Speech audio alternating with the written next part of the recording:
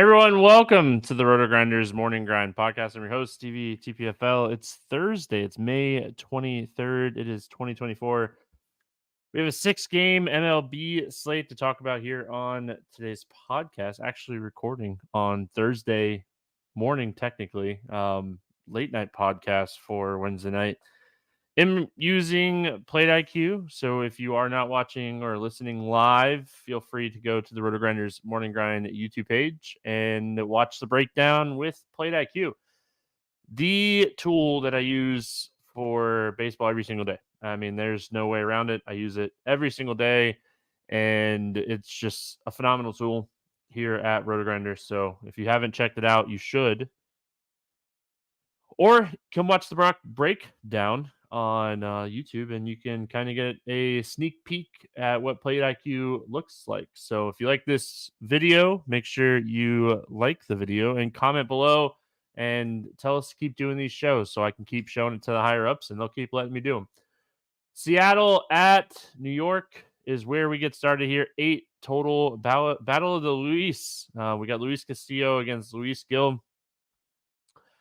It's a slight favorite here for the Yankees, looking at Luis Castillo first.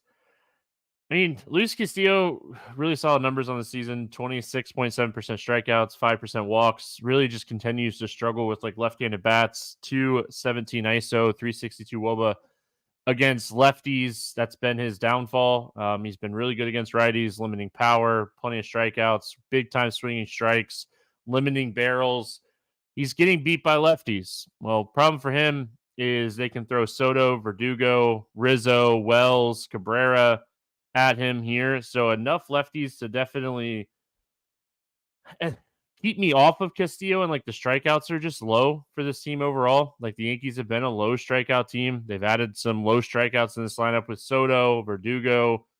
Austin Wells is putting the ball in play a ton. So, I mean, Stanton is like the huge strikeout guy. Judge is a huge strikeout guy, and it's like those are the two guys you're worried about when it comes to hitting home runs too. So I'm gonna pass on Luis Castillo today. It's an early day, like an early slate. I'll probably only end up playing like 3 teams today.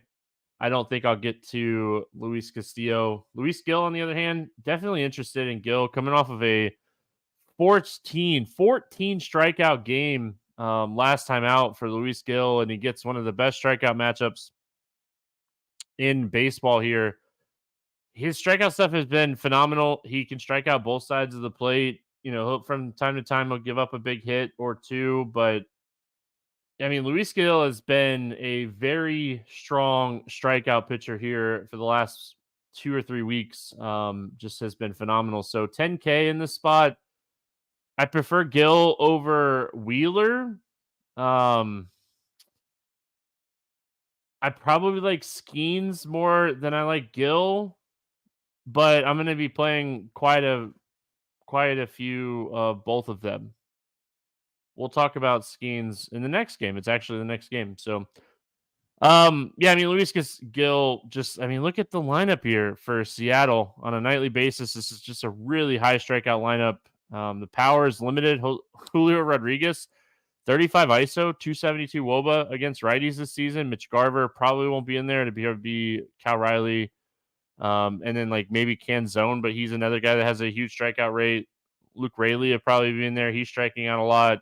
Rojas is like that one hitter that you're worried about when you're playing Luis Gil, but he's not a huge like strikeout guy.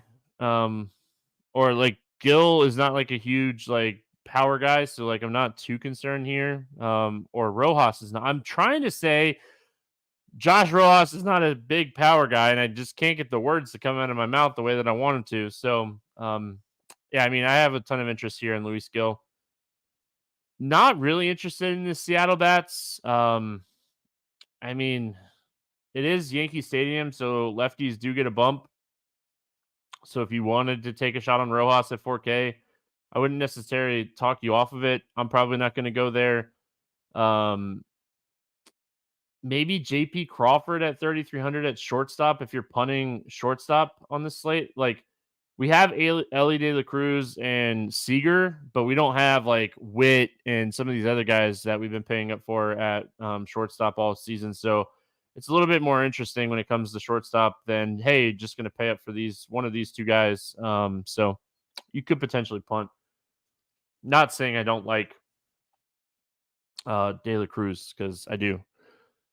On the Yankee side, I'm very interested in if Luis Castillo is going to have some ownership here, and if he does, like, I'll take some shots on like Juan Soto, Verdugo, Rizzo. I don't know if I play a lot of Austin Wells. He's putting the ball in play, but he doesn't have a ton of power. I think he has one home run on the season. He's hitting under 200. Not a guy that's like when I punt catcher, I'm typically looking for a punt catcher that has some home run upside, and I just don't think that he has a ton of home run upside. So, and yes, my cup is green. I didn't think about that, so I'm sorry for anybody that's watching live and they're like, "What the heck?" But yeah, Juan Soto, I think, is the play. Verdugo, Rizzo, all fine. It's really going to come down to like, does Luis Castillo get a lot of ownership? Then I'll play some Yankees. 6-game slate. I'm not afraid to attack a really solid pitcher here. San Francisco at Pittsburgh. 8.5 total in this game. Pittsburgh is a 158 favorite. We got Mason against Paul Skeens in this one. Black 5,500. He's really cheap. Pittsburgh's not a great offense, but he just hasn't been good so far. I looked at it before we got going here, and I mean, very small sample size, right? He's only had 3 starts. He hasn't pitched a lot. He doesn't pitch deep into games, but got called up about 2 weeks ago on the 6th, and just so far, he just hasn't been good. 13.8% Ks, 294 ISO, 462 WOBA. Don't think I'm going to get to Mason Black on this slate. Other side, though, Skeens, I mean, obviously one of the top prospects in all of baseball, top pitching prospect in all of baseball. Got to face the Cubs back-to-back in his first 2 starts and struck out 11 and didn't allow a hit. So, I mean, living up to the hype already is Skeens. I mean, this is a great matchup going up against the Giants. They're missing some of their big bats in this lineup, so a lot more strikeouts in this lineup right now, too. So, yeah, I'm very, very interested in Skeens in this one. I mean, how can you not play the stash, right? As far as the Giants bats, I'm going to probably be really heavy on Skeens. So, like, maybe a hedge stack. But overall, I mean, this, like I said, this guy has really kind of lived up to the hype. His stuff is electric. It's so good. I watched both of his starts, and his stuff is just really good.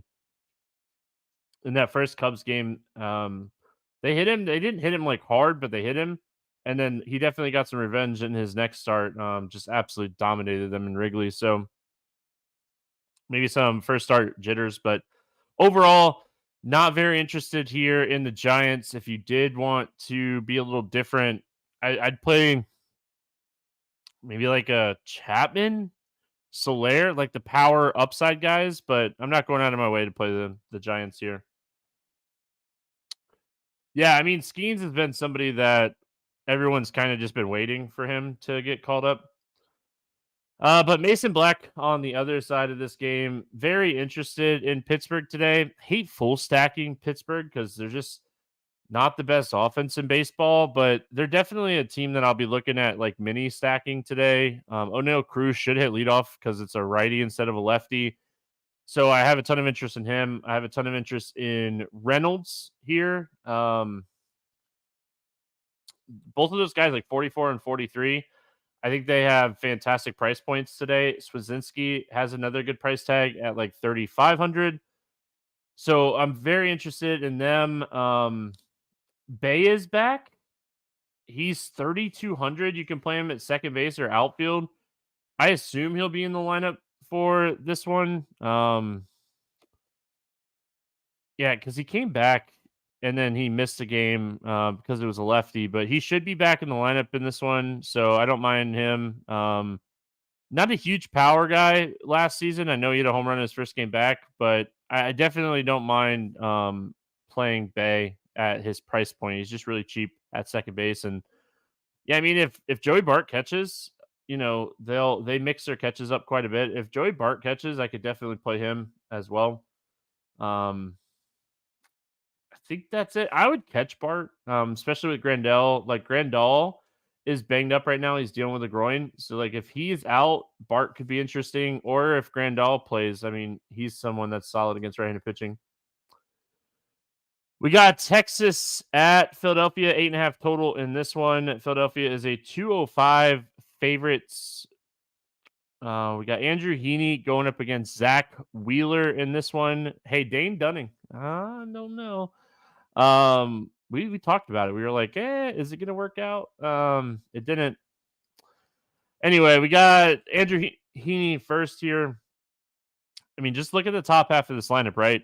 Bohm, Stout, like even Stout, his WOBA is really good. Harper, Schwarber, lefty. They hit lefties well. Sosa is always somebody that I like against left-handed pitching. So I think it's a really tough spot for Andrew Heaney. He's 6,800. He's yet to score over 20 DraftKings points in a start this season. So obviously that's a little concerning. But really what's concerning is like the fly balls, the hard hits, 50% hard hits to both sides of the plate. Really not generating a ton of whiffs against lefties. And like they have lefties that can hit lefties in this lineup. So think this might potentially be a sneaky spot for Philadelphia, kind of looking at like the lefty matchups here for Heaney. So probably going to pass on playing a lot of Heaney if I play any. Probably won't play any. Wheeler on the other side of this game. I mean, this is one of the best offenses in baseball. They can go very left-handed, as we see like here with the projected starting lineup. 1, 2, 3, 4, 5, 6 lefties in this lineup. With the potential of having more, that's not even like the end all number there. So it'd be really interesting to see what they have here as far as the lineup. But like if Wheeler gets a very right-handed heavy lineup, I could see playing Zach Wheeler in this one. But I mean, I just like Gill and Skeens more than Wheeler today. And like Wheeler's the most expensive pitcher. He's probably got the tougher matchup of the three. So I mean, I think Wheeler's going to be lower owned, but I just don't think this is the spot or the slate that I'm like, hey, I'm just going to do it. I'm going to play Wheeler in this tough matchup at lower ownership. I think Gill and Skeens have too much ceiling for this spot to just say, hey, I'm just going to play Zach Wheeler. Tough matchup for Zach Wheeler. In large field tournaments, I don't know if I'll do it in like a 3-entry max. But in like large field tournaments, I think you could stack against Zach Wheeler today if you really wanted to. Where he has struggled is left-handed hitters this season, as we're looking at here on Plate IQ. 207 ISO, 340 WOBA. A lot of line drives, a lot of hard contact against lefties. His barrel rate's way up. Like his barrel rate last year was 6.7.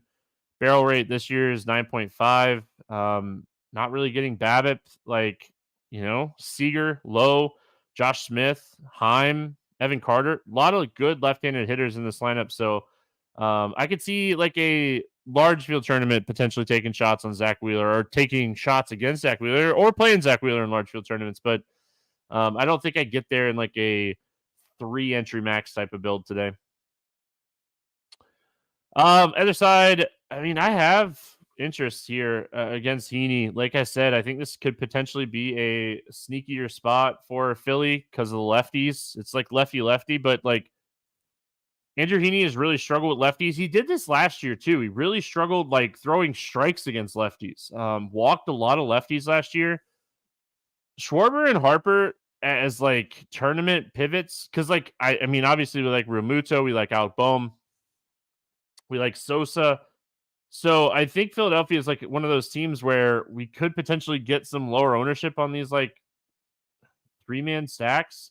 So yeah, I mean, very interested here in Philly. I think they're a team I really want to kind of get some exposure to. Sosa is 3,400. So yeah, I mean, I think this is a spot we could definitely take some shots. Derek, I see you in chat talking about your Cardinals sweeping the Orioles. Do you see the Cardinals say that they don't want Trevor Bauer, and it's all just hype? Trevor Bauer would be a huge lift to that team. San Diego at Cincinnati. 9.5 total in this game. Pick'em game. Matt Waldron against Frankie Montas. Yeah, my best lineup on Wednesday night was a Cincinnati San Diego game stack. Waldron, knuckleball guy. When the knuckle's working, it's great. When it's not, low strikeouts against lefties, really struggles with lefties. Lot of solid potential here in this lineup just overall. So probably not going to play Waldron today. He is cheap at 6,200, like in large field tournaments. If you wanted to take some shots on him here, and the knuckleball was working, sure. I mean, the last time he faced his team, he got hit pretty hard, 4 earned runs in 6 innings, 1 home run, and that game was in San Diego. So obviously, the Great American Small Park here. Just not personally very interested in playing Waldron. Frankie Montas on the other side of this game. Raby. Oh, there he is. I mean, just not the stuff we're kind of hoping here for Frankie Montas, and I feel like it's just not the stuff that like Cincinnati was hoping for here for Frankie Montas. But he's really struggling. 16% Ks on the year, 50% hard hits. Just not really generating any swinging strikes or whiffs. So I think overall, I'm probably going to pass on Frankie Montas. Looking at the stats here, just not good stuff. Enough lefties in this lineup for me to be off of Montas. Going back to the well here on San Diego, Arias at hitting leadoff 3,500 or 355 WOBA. Man, I cannot speak. It is late. I was working on a lot of NASCAR stuff and I lost track of time. And I was like, oh, I need to do the morning grind. And hey, we still got people hanging out on YouTube. Fernando Tatis, Profar, Cronenworth, Miro. I don't know what's going on with Manny Machado. It's like, man, his stats are way down. His price hasn't really come down, so it's really tough. I think overall, I'll play him in San Diego stacks if it kind of makes sense. But, we'll see like who's in the lineup, who's not for them overall. But yeah, I mean, I have a ton of interest in this game. Like even the Cincinnati side, right? You got a cheap leadoff hitter here with Jacob Hurts, and then like Ellie De La Cruz. We know his ceiling. Candelario has a little bit of pop. Mike Ford has pop. Martini, like Will Benson, has been hitting last, so his ownership in tournaments has been way down. I like the idea of getting some Nick Martini. I like Mike Ford on the cheap end here. I like the cheap bats for Cincy. I think that this is a good spot to get some of these cheap bats and, kind of fill out those pitchers, right? I keep talking about the pitchers. Gonna get to these pitchers as much as I possibly can today because I think the pitchers make a huge difference. I don't like a lot of pitchers on the slate, so as much as I can, I feel like I'm going to play Skeens and Gill. I mean, my slate, I'll know right away like what my slate's looking like because again, I just think that this is one of those spots where I'm going to get these guys. So up next, we got sorry, my screen clicked off. Atlanta at Chicago Cubs here. We have an opener situation for the Cubs. Like Ben Brown is going to open this game, and then it sounds like it's going to be Kyle Hendricks coming in after him. So I think that's what we're going to be working with here is like a Kyle Hendricks long relief situation, and then we got Smith Shawver pitching for Atlanta. Yeah, I mean, he has really, really struggled in AAA. And we're going to start with him, obviously. He's really struggled in AAA this season. Like, really, really bad numbers. His whip is through the roof. He pitched a little bit last year. I don't know if he's in the... Oh, he isn't. Look at... Like, the team is just... They're just knocking it out of the park. So we saw him a little bit last year, and he really struggled. with left-handed hitters. So 18.8% Ks against lefties. Walk rate was 14%, 345 WOBA or ISO. Big powers to both sides of the plate, but just all the way down. Really struggled with left-handed hitters last season. A lot of barrels to both sides of the plate. So, and as bad as he's struggled in like AAA this year, I don't know. I don't see myself getting to a lot of Smith Shawver in this one. So I kind of like the Cubs bats. And I definitely like the Braves bats in this one. Kyle Hendricks pitching in long relief here. He's just been awful. He can't get any hitter out right now. That's why they're moving into the bullpen. Loading up on bats in this one. As far as Atlanta, obviously, like Ozuna, his hard hit data is just through the roof this season. It's just phenomenal, really. Obviously, Albies, Acuna, Olsen, Harris, all these guys very much in play. But I actually think my favorite hitter here is Ozuna. Like, again, he's just hitting everything really hard. I mean, Ozuna has a 60.4% hard hit rate with a 37% fly ball rate, and he's barreling the ball 16.5% of the time. So obviously Matt Olson, he's hitting the ball hard. He's barreling a lot. So those two guys just top of the list today as far as like home run upside. I like the Cubs. I think this is a good spot for the Cubs. I haven't checked the weather. Probably should do that really quick. And see what we're looking at here. Chicago Cubs, May 23rd. Looks like a little bit of wind blowing in, but I don't know if it'd be enough to matter. It looks like it's going to be under 10 miles an hour. So, yeah, I want to pick on him. Obviously, I already mentioned that. I like Bellinger a lot in this spot. Ian Happ. I think you can pick on him with both platoons. I definitely like the lefties more. Michael Busch, low strikeout pitcher. I always like playing Michael Busch. Tauchman. Yeah, I mean, very, very interested in like the San Diego bats, the Cincinnati bats, the Atlanta bats, and the Cubs bats on this slate. I think that's where a lot of my hitting ownership. Oh, and Pittsburgh. That's where a lot of my hitting ownership is going to go. With as much as Gill and Skeens as I can get. I might just like build a 20-incher max for fun before I go to bed here. And just lock in Gill and Skeens and set my stacks to those 5 teams and just see what comes out. Have some fun. I have a NASCAR podcast like at the time of this lock, so I'm definitely going to be playing, but I won't be watching these games to start. So we'll see how it kind of plays out. Colorado at Oakland, 7.5 total. Oakland is a 120 favorite in this one. Feltner against Estes. We'll start here with Ryan Feltner. Got to switch it to righty. I mean, low strikeout pitcher, below average strikeout pitcher. WOBA at 350, 349. Hard hit rate at 44.9%. Really struggling with lefties as far as hard contact. He's done a great job of limiting barrels, but like really, really favorable BABIP here for Feltner. If I went and probably looked at his xERA, it'd probably be really low. I'm going to pass on Feltner.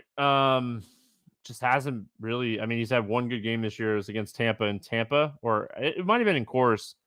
But yeah, I'm not playing Feltner in this one. Again, I don't like a lot of pitchers on the slate. I'm sorry. I do have some interest in Joey Estes here. He at least has some strikeout upside, like a lot of red. Very small sample size, but he got beat up really hard last time out by Houston, but he still he still had some decent strikeout numbers in that game. They let him throw 89 pitches, so again, it's a command thing. It's a young pitcher. Command is going to be the issue. I mean, it's the Rockies. He's cheap at 6,500. If I'm not getting like the top end guys, I think he's in play. You could potentially, like I said, you could potentially play Waldron. But man, there's just not a lot of pitching options on the slate. Again, I am going to play as much Gill and Skeens as I possibly can. I wasn't joking. If I play like a 20-incher max, I might just lock those two guys in and let them kind of dictate my slate because I just don't like a lot of pitching on the slate. It happens that way sometimes, you know? It really does. Like once we get like spread out as far as like how rotations work and stuff, like some days are just not going to be good. Really attacked S this last time out, like with lefties. So like Ryan McMahon, I think is playable in this spot. Tovar is always somebody I like playing. I know it's righty, but that's fine. So I like Tovar, I like McMahon. Rest of this lineup is just really bad. You could take shots on maybe Doyle or Beck, Blackman. I'm not going out of my way to play those guys. A lot of good bats on the slate. As far as Oakland goes, I clicked on Lambert. Not much better, right? Feltner is a guy that like he's pretty splits neutral, but he does give up a lot more hard contact to lefties. So Blade is someone I don't mind here. If Lane Lears catches today, I have a ton of interest in him at 4,100. I just don't think a lot of catchers have like high ceilings outside of like Realmuto, so I don't mind trying to get Lang Lears in there today. I think he is someone you could definitely get in your lineups. Roker, Blade, Lang Lears, little 3-man, maybe Toro, maybe JD Davis. Brett Harris, ever since they kind of called Brett Harris up, he's been hitting. Did they raise his price finally? Nope, he's still 2,500 at third base. So just continues to be really cheap, and he hit really well when he first got called up. They haven't been playing him every day, but he has a little bit of pop here, so I don't mind maybe some Brett Harris at 2,500. All right, played a morning grind game. Hope you all enjoyed the Plate IQ preview. Always fun to share some Plate IQ knowledge with everybody. QQ pre-practice bet: Blaney, Martin Truex Jr., Elliott, Kozlowski, Busher. I mean, it's really hard to argue. It's really hard to argue with any of those guys. I mean, Martin Truex Jr. is always somebody I love when we're going day to night, long type of race. It always seems like he runs really well when we have that kind of situation. So I don't mind that. I don't know. I think you have to also respect like how good the Fords have been and how good Ryan Blaney was here last year. William Byron was really good here last year too. Martin Truex Jr. was really good towards the end of that race. Yeah, I mean, I don't know. I would probably say Martin Truex Jr. or Blaney. Maybe Busher.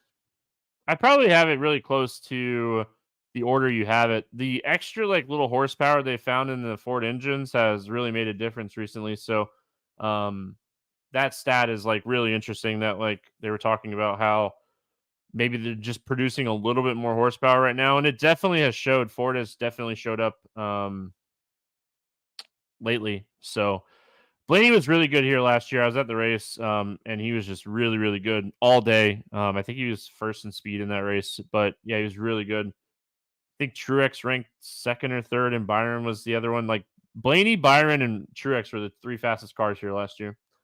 All right, sidetracked by NASCAR, but hey, it's a short slate, and you know, gotta give the chat what they ask, right? All right, under 8K to get 6 or more strikeouts. I really would not pick any of these guys. If I had to pick any of them, I'd probably say Joey Estes. Over 8K to score under 15, I'd say Luis Castillo. Low strikeout matchup, high power matchup for the Yankees and in Yankee Stadium. I'm going to pass on playing Luis Castillo today. Over 4K to hit a home run. I think I'm going to go like way off the board here. I don't know. I want to go off the board a little bit. Give me Bryce Harper. I don't know if it's off the board, but give me Bryce Harper lefty to hit a home run today. Under 4K to get 2 hits. I think we have a lot of options under 4K today to get 2 hits, but I really like Jake Swazinski for Pittsburgh. He might not get 2 hits, but I love his home run upside and stolen base upside in this matchup. So give me a Swazinski at 3,500. Stack and score 6 or more runs. I listed my favorite 5: Cincinnati, San Diego, Atlanta, Chicago, Pittsburgh. If I had to pick one of them, give me Cincinnati. Even though I really like Atlanta today. Player props. Let me quickly. I haven't looked at player props. They weren't out yet when I was doing my research for the slate 2 hours ago. And then like I said, I got sidetracked on NASCAR stuff. That happens a lot. Skeen strikeout at 7.5 is somewhat interesting. Gill strikeout prop at 7.5 at plus money on DraftKings is interesting. Gosh, I wish it was like a little bit lower. 6.5 would be. I really would like 6.5 for Gill, but man, the Seattle strikes out at such a high clip. That one I'm like super questionable on. I think that might be the right line here for him. He potentially waits for some lineups to come out for some of these bets. Montas 3.5, Waldron. Gosh, it's just not really giving us a lot of good lines right now. Just in general here. So Wheeler, wow, Wheeler is minus 155 for under 7.5 strikeouts. It's moved to 6.5 on some books. I don't know if I'd pay the juice, but I don't think I want Wheeler to get. I don't think Wheeler has a chance with all those lefties to get 7.5 strikeouts, but that's a huge number. I will say, like the late slate, there's only like 2 games on the late slate. Mike Clevenger against Baltimore. Baltimore's like team totals 5.5. They should absolutely crush Mike Clevenger.